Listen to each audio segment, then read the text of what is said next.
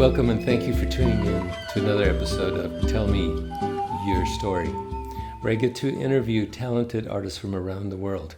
We get to know their personal story and we get to see and hear them perform.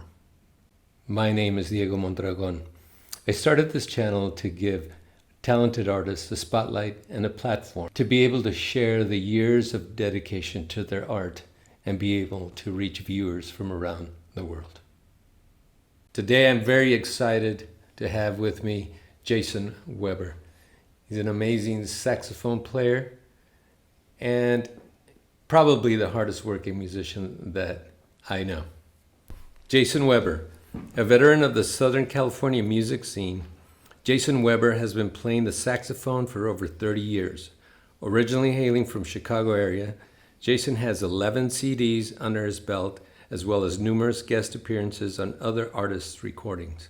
One of the busiest musicians around, Weber performs well over 300 shows per year with his own group, as well as freelancing with a number of other artists and bands. Before relocating to Southern California in 1997 to further pursue his music career, Weber led an award-winning contemporary jazz group in southeastern Wisconsin.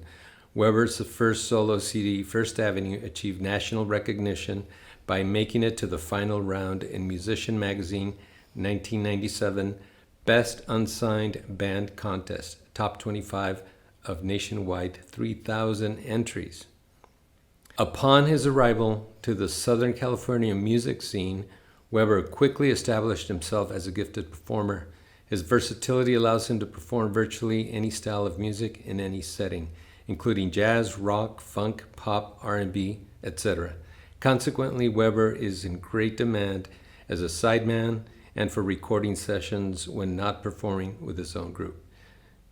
Jason's endorsements include D'Addario Woodwinds, Drake Mouthpieces, Antigua Wind Saxophones, and Peak Music Stands.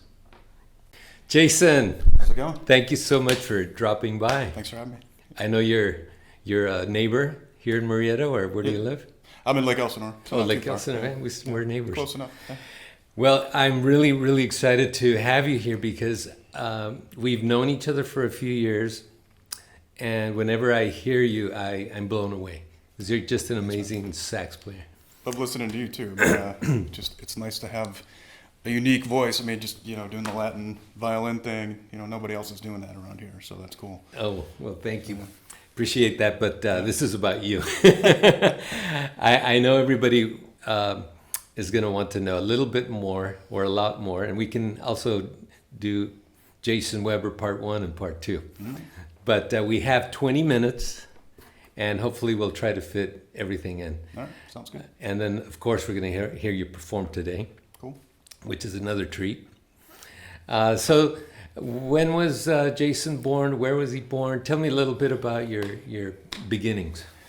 Well, originally from outside of Chicago, like you read on my bio, 1972.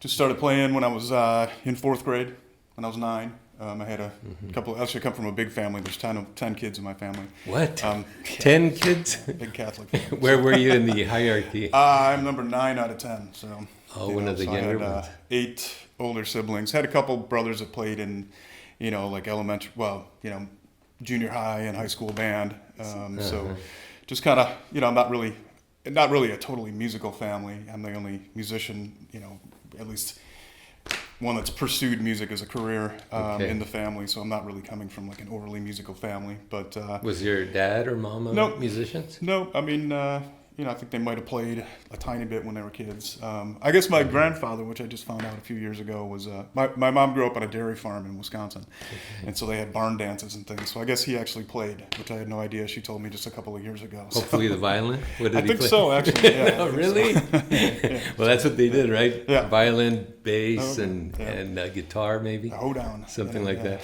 Oh, how cool.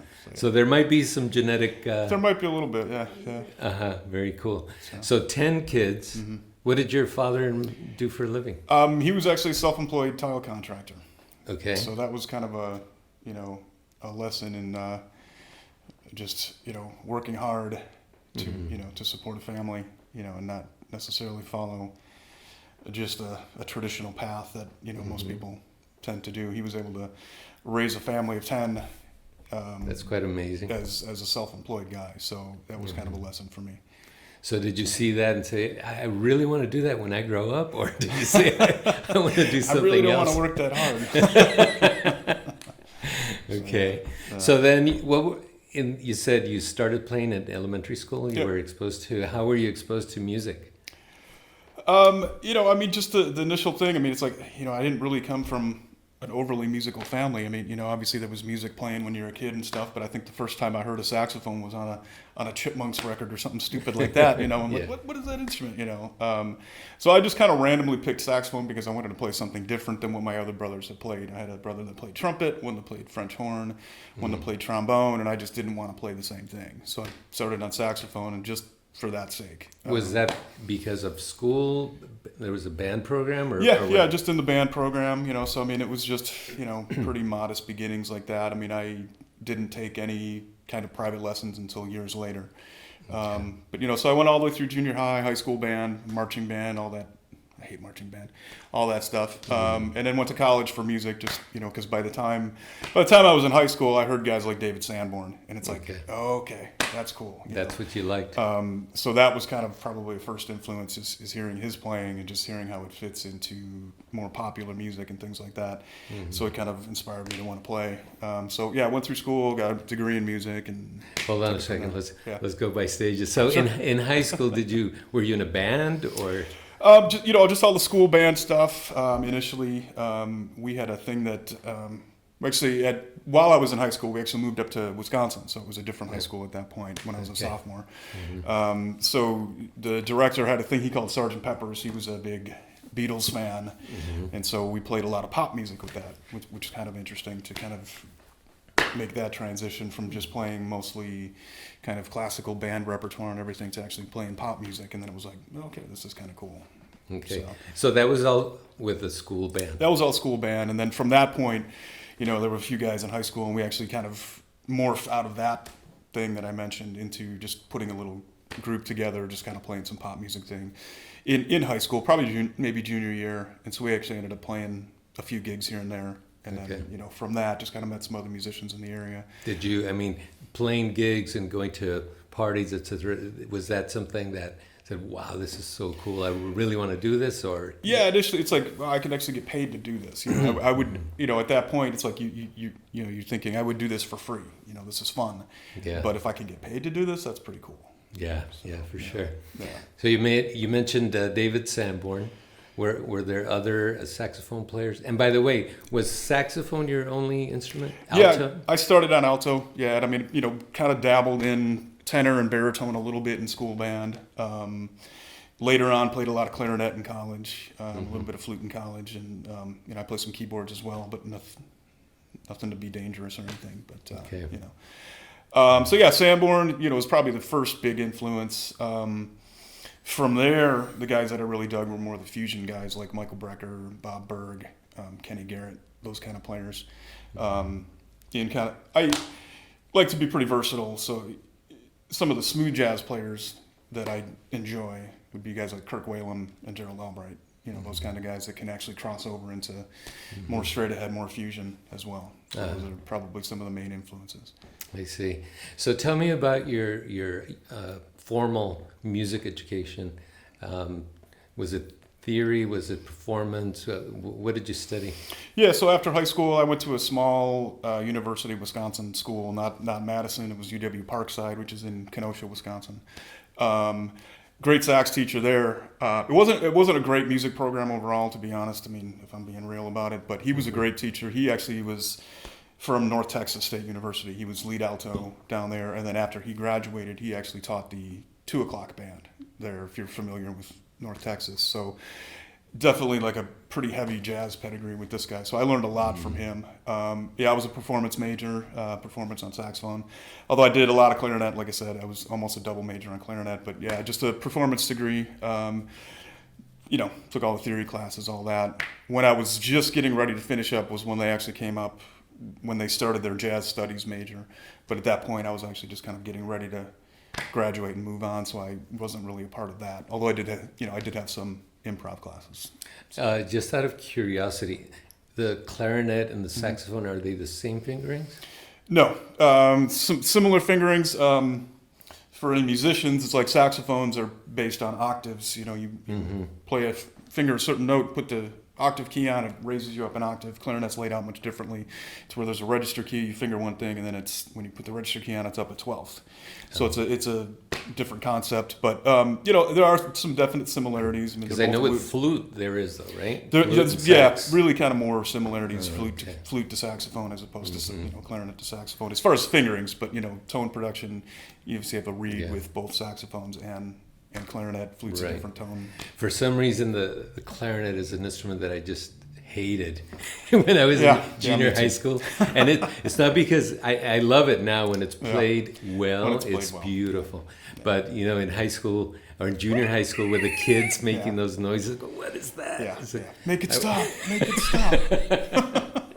I never want to hear the clarinet, but it's interesting. How did you like the clarinet? Not really at all, to be honest. It's like, you know, he wanted me to double, and I'm just sorry, like, clarinet sorry, players but out I hate there. it. Yeah, I really haven't touched it much since. I mean, I got a nice clarinet sitting in its case at home that I rarely touch. You know. So you learned composition, theory, ear training, all the necessary things to finish the program, and you graduated with a BA? A bachelor's, in music.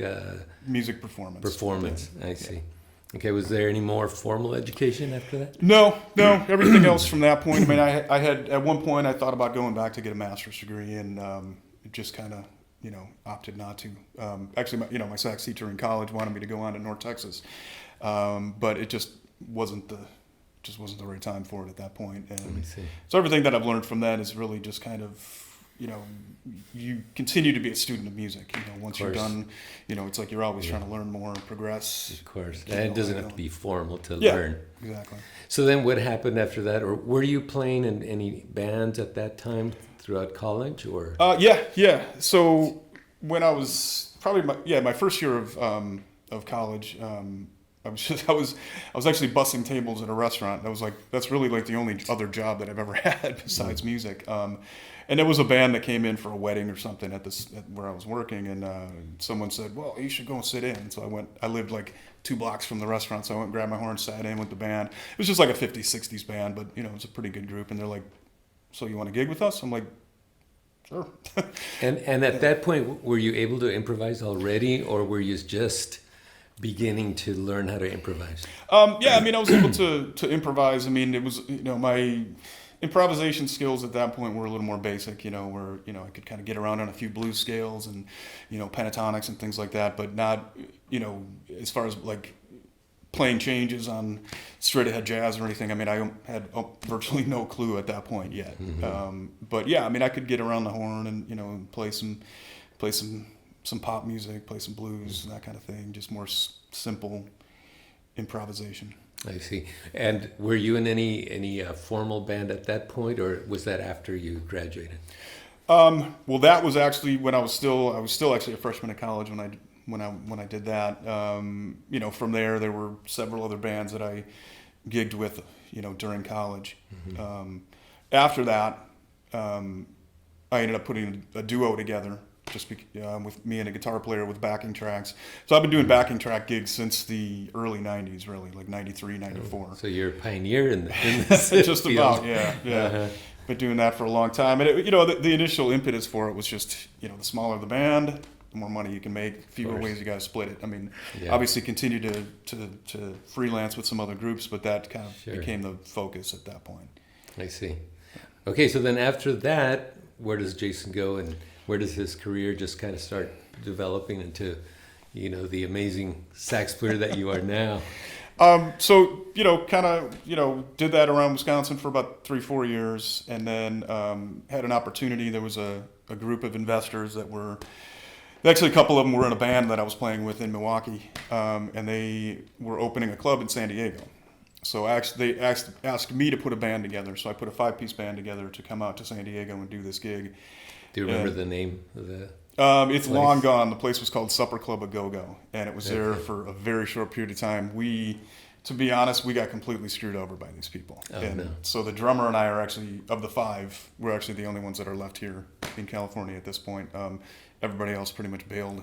We were supposed to play we had a 3-month contract, 5 nights a week. We ended up playing, the club opened 3 weeks late. We ended up playing just a handful of dates, and they canned us because they couldn't afford it anymore. I know. So we took them to court, won the case, never got any money out of them anyways. So that was our welcome to California moment. So. Oh, no. Sorry to hear that. What happened after that? From that point, just started meeting, just getting out there. Humphreys. And you stayed in San Diego? Stayed in the San Diego area. Yeah, we were actually in Imperial Beach, so all the way down the coast. So, from that point, just started making some connections in San Diego. Humphreys by the Bay was a great place to kind of go meet people. They had jazz every Sunday. Yeah, kind of cool more place. Contemporary jazz. So I met a lot of musicians there. And I was able to just kind of pick up some gigs with some bands. And that's when I started doing solo gigs. I really hadn't, the majority of the track gigs that I had done till that point back in Wisconsin were all duo things, like I said, me and a guitar player. But he went back. So from that point, it was solo gigs. Picked up a gig at, what was it called? Jake's in Chula Vista, a brunch gig every Sunday. Yeah, it was right down the street. I've heard of Jake's. Yeah. So, and just a few things kind of happened from there. Your name kind of gets around a little bit and able to kind of get into some other groups, get some other solo gigs, corporate work, that kind of thing. Now, Jason, I have to say, you are not just any sax player. I mean, your level of playing is up here. Okay, it's way up there. When did you get, to be so good? Was it a slow kind of a growth, or had you been this good for a long time? Yeah, I was actually born that way. You probably weren't.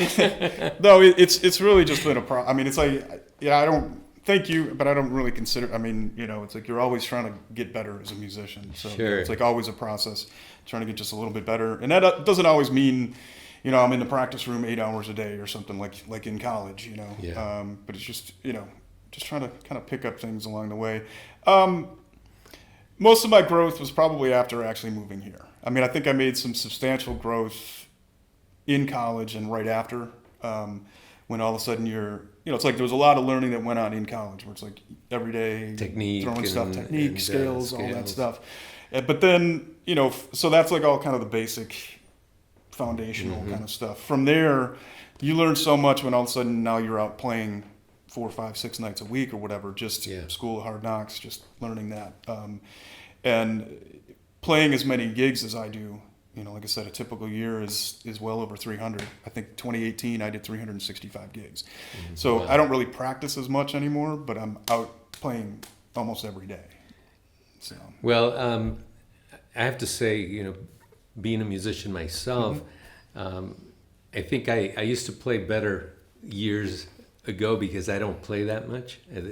Being a musician is not my core profession, and now that I have more time, I'm going to dedicate myself to working on my chops.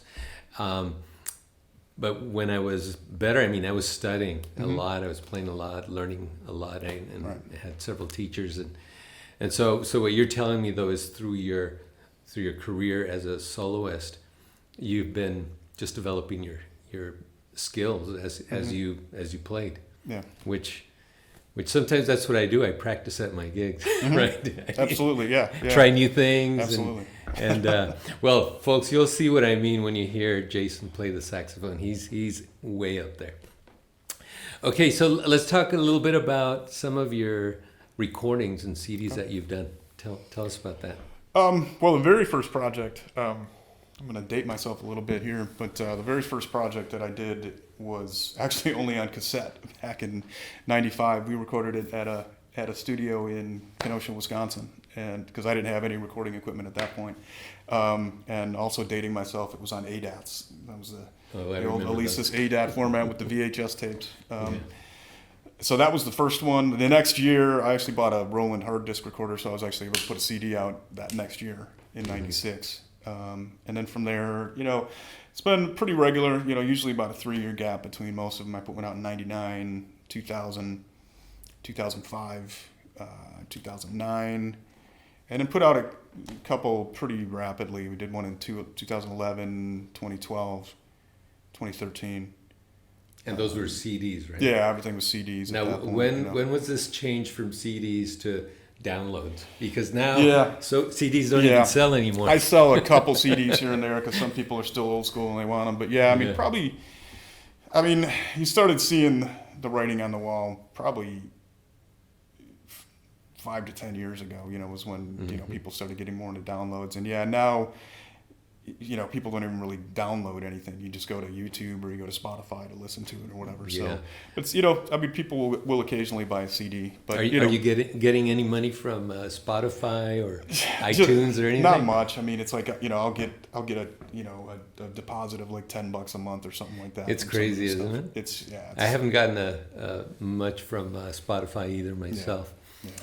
It's another world. Yeah, it's another world. It's different. It is what it is. Now you've written, of course, several compositions, right? Yeah, I mean the majority of the material on all 11 CDs is primarily stuff that I've written. Mm-hmm. I mean, there's a couple of covers, a handful of covers across all the albums, and a couple of tunes that either somebody else wrote or I were co-written by me and.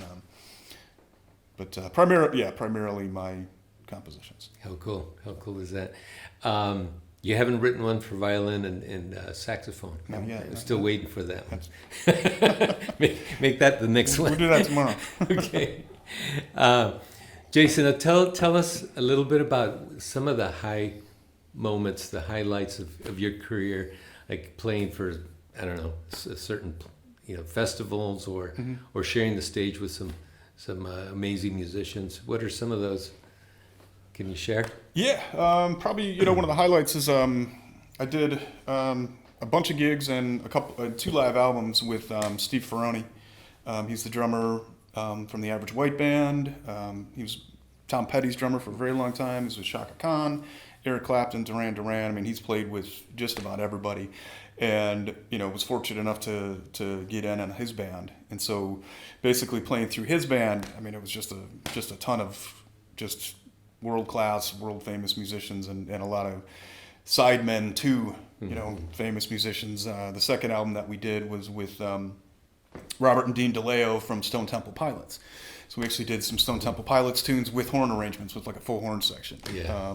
And just some of the LA musicians that I had a chance to play with in that group. I mean, I remember we were playing just a jazz club in Studio City, Lava Lee. It's gone now, but another saxophone player that was an influence that I didn't mention before was a guy named Brandon Fields, just a saxophone player from LA. And he walks in. We're playing. He walks in. I'm like, oh. So he walked in and actually sat in with us and was very complimentary. So just amazing musicians through that group. Haven't really done any touring or anything like that, but just happy to and fortunate to play as much as I do, even just locally. So. Right. Well, thank you for sharing that. Time is up, unfortunately. That's how fast time flies. I was telling you. Yeah. So you're going to perform for us a few songs. Sounds good. What are they? Well, I know you said you wanted to hear some Barry, so I got the Barry. Yeah. I think I'm going to do a little Herbie Hancock, Okay. Cantaloupe Island on Barry. And then I think I'm going to do an original tune on tenor. It's a tune from actually originally recorded it in 2002 and then redid it for my latest album. What's the name? 2019, and that's a Latin tune called Baile.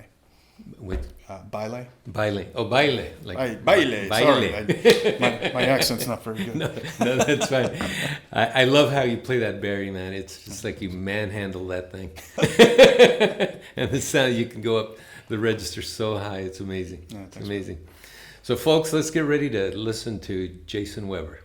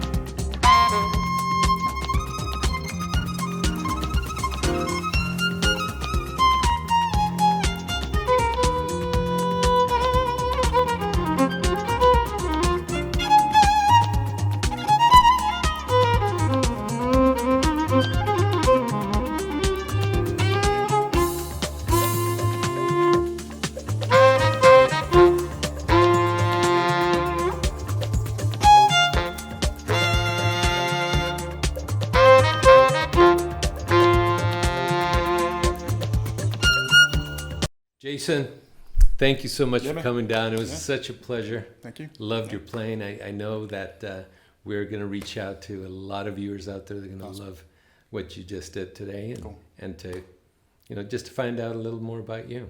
Awesome. Yeah, So thanks for having me. Appreciate It it. was a pleasure.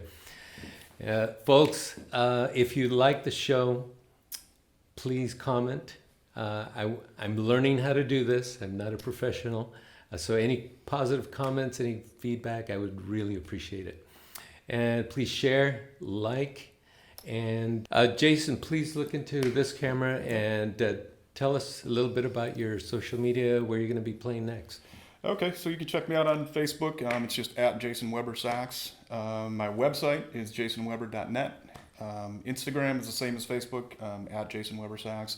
Try to keep that pretty consistent on that stuff. A lot of winery gigs coming up here in Temecula. I'm actually going to be on my way out to one at I'll be at Hart Winery this evening.